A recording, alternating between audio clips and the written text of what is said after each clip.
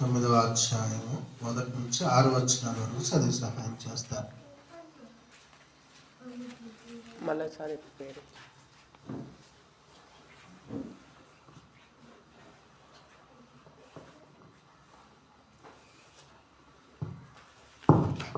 ప్రభువైన యేసుక్రీస్తు నామములో అయ్యగారికి అమ్మగారికి కూడి వచ్చిన మీ అందరికి నా వందనాలండి.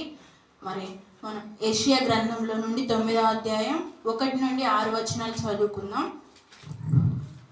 అయినను వేదన పొందిన దేశము మీద మబ్బు నిలవలేదు. పూర్వకాలమున ఆయన జెబులోను దేశమును నాఫ్తలి దేశమును అవమానపరిచెను.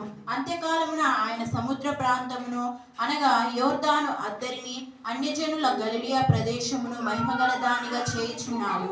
చీకటిలో నడుచు జనులు గొప్ప వెలుగును చూచుచున్నారు. మరణ ఛాయగల దేశ నివాసము మీద వెలుగు ప్రకాశించును. నీవు జనమును విస్తరింపజేయుచున్నావు. వారి సంతోషమును వృద్ధిపరచుచున్నావు. కోతకాలమున మనుషులు సంతోషించినట్లు దోపుడు సొమ్ము పంచుకొని వారు సంతోషించినట్లు వారు నీ సన్నిధిని సంతోషించుచున్నారు.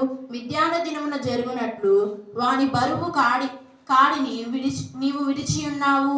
వాని మెడను కట్టుకర్రను వాని తోలు వాని కొరడాను విరిచియున్నావు. యుద్ధపు సందడి చేయు యోధులందరి జోళ్లను రక్తముతో పొరలింపబడిన వస్త్రమును అగ్నిలో వేయబడి దహింపబడిను. ఏలయనగా మనకొక శిశువు పుట్టెను, మన కుమారుడు అనుగ్రహింపబడెను. ఆయన భుజముల మీద రాజ్యభారమును. ఆశ్చర్యకరుడు, ఆలోచనకర్త, బలవంతుడైన దేవుడు, నిత్యుడగు తండ్రి, సమాధానకర్తయగు అధిపతి అను ఆయనకు పేరు పెట్టబడెను. ఆమేన్.